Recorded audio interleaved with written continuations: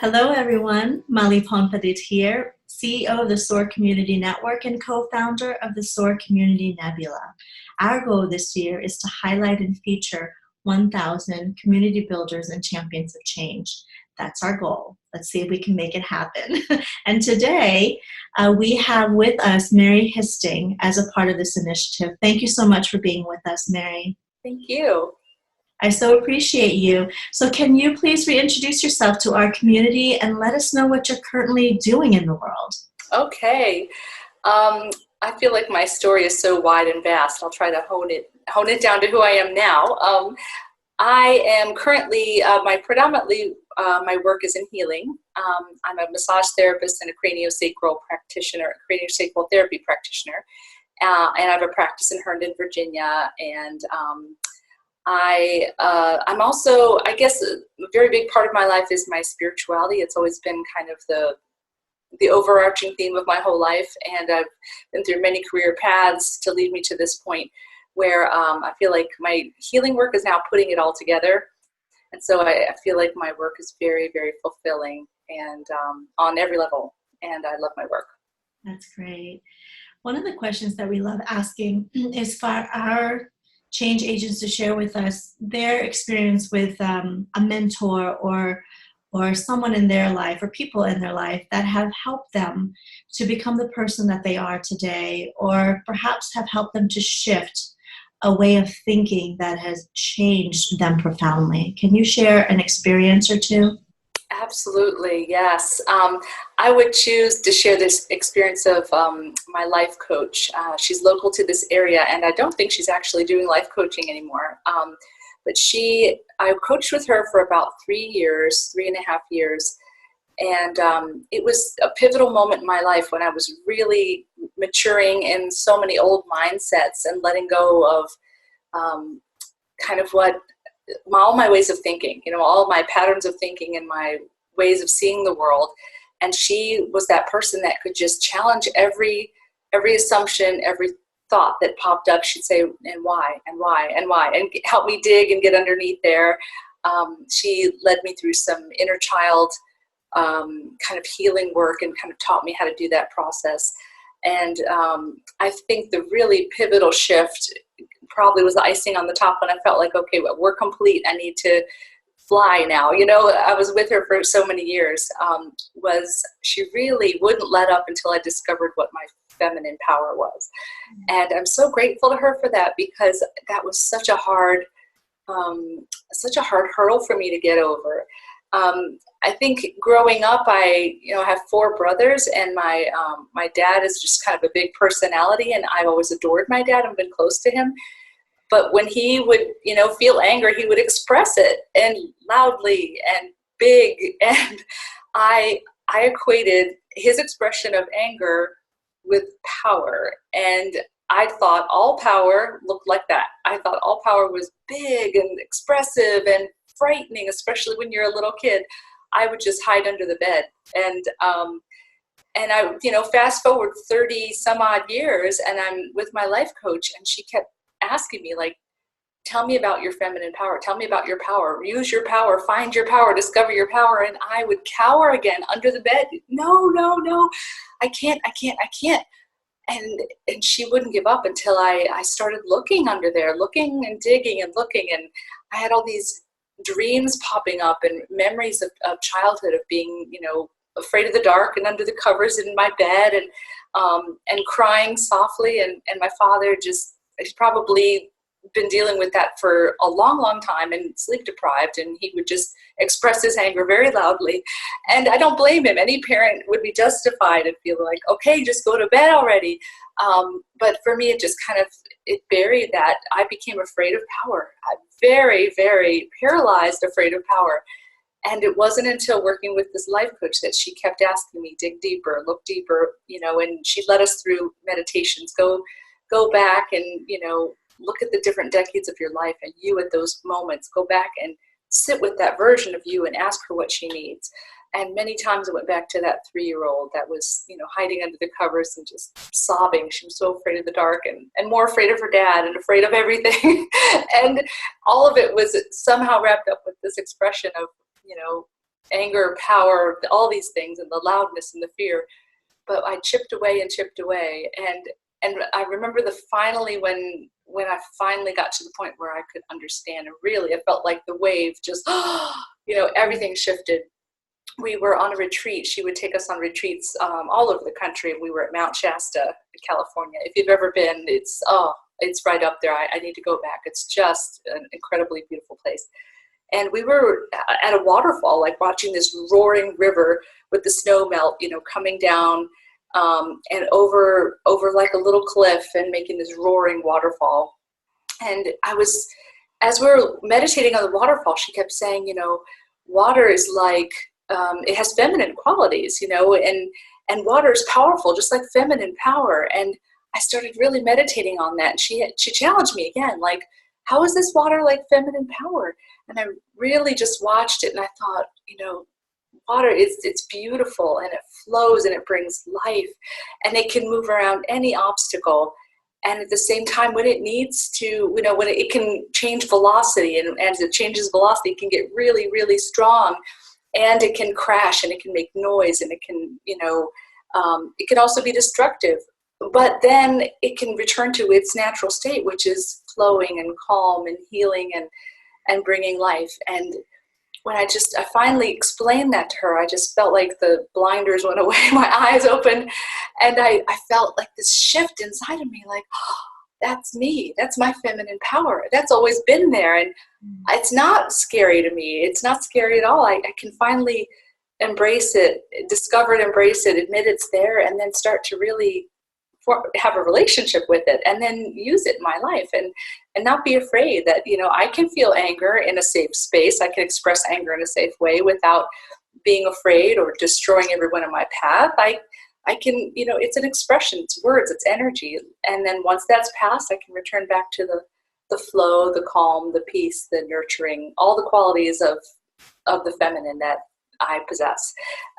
So that's just a snippet of how this person, wow, did she change my life, and that just ushered in a huge shift in my life into accepting all my femininity. And even on the physical level, lots of things that I had never even stopped to realize, like, whoa, I'm a woman. I have a woman's body. Like, all these things, I could finally take that journey too. And it brought me to a place where I was finally in a place where I was ready for a romantic relationship. And then I met my husband. And so it was pivotal in, oh gosh, so many ways. Wow. I just can imagine how you're paying that forward now with the friends and the clients, the community that you're serving, and helping them, heal through their traumas and their fears. Wow. Okay. Let's move on to the next question, because I could talk to you forever. The next question comes down to community builders and champions of change in your life. For those that you've been around who have really made a huge difference in the community that you're in, what are some of the attributes that are consistent? What are some of the characteristics that come to mind? Let me think. I'm thinking that my daily experience with this would be perhaps my closest inner circle of people, women that are entrepreneurs and have their own businesses, and how we support each other. I'd say number one, the thing is constancy. Like, they're always there when you need them. You don't have to call them every day, but you know that they're there and cheering for you all along the way. And the non-competitive nature of that relationship and of that support. It's, if they hear something that they think you'd be interested in, hey, there's this really great, seminar, workshop, whatever, like, just freely passing on information. And just almost like, just giving everybody a leg up, like, hey, I heard about this thing, I'll pass it on to you. And it's just this selfless encouragement and always lifting up of me and my entrepreneurial small business that I've got going on too.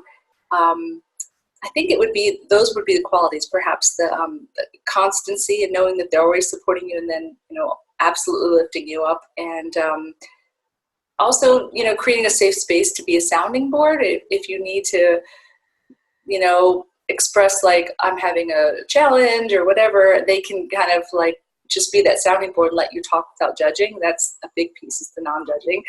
And they can just let you, say, blah, blah, blah, I have to talk about this. And then when it's done, sift out the pieces and ask the right questions and help you see, like, okay, what's the next step?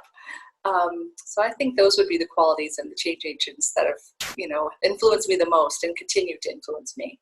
That's great. When you think about utilizing your own gifts and talents and experiences, everything that you've worked so hard to develop, what causes or movements or initiatives are you using those gifts to help advance? Are there any nonprofits or community events that you're involved in that you are really helping to push their vision and mission forward? That's a really good question. I think I'm not as plugged in as I could be. Before we started the video, I was explaining that I've just lived currently where I live for about 6 months now, and my business has been only a year and a half where I am.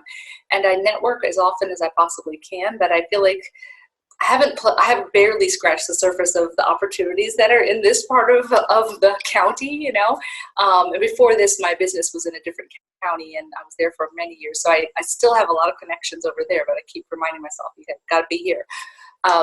So I really look forward to continuing to grow in that area. I just have to say I don't have any huge successes to share now because I'm still feeling it out. I've recently discovered a networking breakfast that I attend monthly that's local mental health workers in the area, and that's kind of, it's a great community for me to kind of connect with, and I've found some pro bono opportunities through them, and perhaps that will be the next venue, but I know there's so much. I mean, where I am, there's all kinds of outreach opportunities and volunteer opportunities, so it's something I have to continue to discover, definitely. So I'll just say that's my commitment to discover it right now. There's so many different opportunities to choose from, especially in the Washington, D.C. area. Yes. It's really coming to terms with what really resonates with your heart. Yes. And because there are tons of opportunities, but a lot of it is identifying, okay, how can we best utilize our gifts and our talents, and what resonates with me and what I care about, right? So we have plenty of opportunities and organizations to explore with that. I'm going to move into the next question, which is all about coming back to center when things get tough and rough. When you've gone through life challenges, is there a motto or a quote or a philosophy or a mantra that helps to bring you back to center so that you can move forward in a graceful way? Oh, yes. There's been so many over the years. I think right now I've just been focusing so much on being present. And so my mantra is, I am here now. And I just say that over and over and over until it starts to sink in. And if my mind is spinning too much and I can't even hear it, then I will ask the question, like, where are you? The answer is here. What time is it? It's now. And I just, right now, that's the best thing. When things are kind of spinning and I feel like, oh no, it's all falling apart and things are getting tough and rough, I just go back to the present moment. I'd say that's the thing I've been focusing on maybe the last 6 months, is that, because that's where everything is. Everything is now. Everything is in the present moment. Everything. And it's not, we don't have to, whatever the thing is that we're afraid of that might happen tomorrow, that's not now. What's now is now.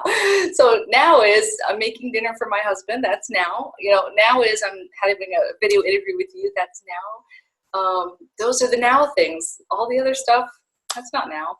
So let me be here now. Here I am. Very simple, right? Very simple. Okay, so what would a better world look like through your eyes? Oh my goodness. Definitely. I've been focused a lot on this question too, this idea of creating a new earth, building a new earth, co-creating it, especially in the realm of the societal structures that we've been living with for how many centuries now, millennia perhaps. This idea of like you have, you're a child, you're cared for by your parents, and then you're an adult and you're expected to pull your weight and you're expected to make an income and you're expected to impact society. And a lot of times I feel like that has gotten warped and warped and warped and warped over the decades and millennia. Like I said, with, your value is only measured by what you can earn financially. I feel like that is, and that is an aspect of how we've been living as a culture for too long, and its time has come and its time is gone, because this, especially maybe this last year, I've really come into this deeper understanding of I exist and I have value and worth because of that, period. I don't need to earn it. I don't need to prove to anybody that I have worth. It's inherent. It's inherent in me, and I just felt like the pinch around this idea that, the way society has been built is this expectation, well, you have to, whatever it is you're doing, it should be monetized and you should be bringing in income and you should be, these things have to be happening almost to prove your worth. And, this idea about you deserve to be here regardless of that, so I feel like that's the perfect world. I mean, we're building it now. I feel like so many people that I talk with are having the same discovery. Like, I don't have to earn my existence. I don't have to earn it. Everything is perfect the way it is. I'm perfect the way I am. I have everything I need. And this idea that we have to, chase it and run after it and earn it and get out there and squeeze it out of people, that's not sustainable. It's not, focusing on the true value of each person, focusing on, just celebrating that, we don't have to earn it. We just don't. So I guess that's where I am. I think we're building that now. Yeah. So beautiful, and a very optimistic vantage point that you're sharing with us, which is very much appreciated and needed. So Mary, one thing that I would love for you to share with us now is how can our community, those that are watching, those that are sharing this interview, how can we support you personally? How can we support you and advance your causes or your mission? Oh my. I feel like doing the 50,000 foot answer and maybe the 20 foot answer.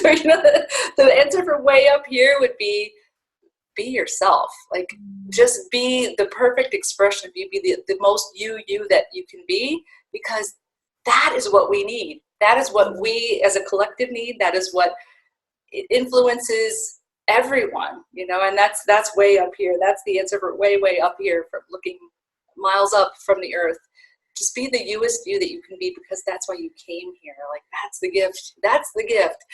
And then bringing it way closer. I think supporting me. Yes, my business is awesome and I love it. And I do this healing work. I feel like the crux of that is really helping people start to have a relationship with themselves. I feel like that's the crux of it, of what I do. And so maybe I can just say that, like, if you know anybody who is in a situation where, or it could be you feel just disconnected from who you are, or disconnected from even your physical body. Like, I feel like that's so much of what I do now is, in a healing session with a person, I put my hands on them and I create a safe space for them to come into that relationship and realize, like, wow, I have a body. I feel the movement of energy in my body. I feel things in my body, and we dialogue about that. And sometimes I ask, do you talk to your body? Do you have a relationship with it? I always think about a client I had one time who told me, well, I didn't like my body, but now I just fix whatever I don't like. And I said, tell me more about that. And she's like, well, I fixed my nose, then I fixed my wrinkles, and then I fixed my, my breasts, and then I fixed my, she just went on she had the ability to fix the things she didn't like about herself. And I thought, wow, wouldn't it be amazing, what if we could love ourselves? What if we could love ourselves and not have to fix anything? So I guess that's where I am in the healing work that I do. So I'm not sure I answered your question. Kind of went on to a philosophical tangent. But. No, it's perfect. I mean, that it just comes down to how we really can support you. And I think you said it is like supporting you means reaching out if anyone's feeling disconnected, at least I'm Yes. summarizing this. And just Yes. have a conversation to uncover what that even means. Like, what does being disconnected or feeling disconnected even mean? Because if you can't even articulate that, it's very hard to go to the source and try and deal with that source. Mm-hmm. Yeah, so I'd be happy again to share how can people get in touch with you if they want to explore with you. Yes. Well, my practice is in Herndon. It's just simply under my name, Mary Histing LLC. It's in the the Sugar Oak Office Retreats in Herndon, and the address is 441D. Carlisle Drive, Suite 101. And there I do massage therapy, craniosacral therapy, and I work with adults and children, and especially babies. Right now I'm doing a lot of work with babies that have issues with breastfeeding and digestion and all those issues that the little ones have, the itty bitty ones, 1-2 months old little ones. So definitely send them to me. I'm sure you can find my information. I'm sure Molly will make it available. I will make it available. Thank you so much for your insights today and for sharing this time with us. Oh, thank you, Molly. This has been an honor. Thank you. You're so welcome. For those that are watching, I hope you learned a few things from Mary today. And please remember to nominate yourself or someone in your community who's making a huge difference in your life. Please visit us at nebula.soarcommunitynetwork.com. We'd love to hear from you. We'll talk to you soon.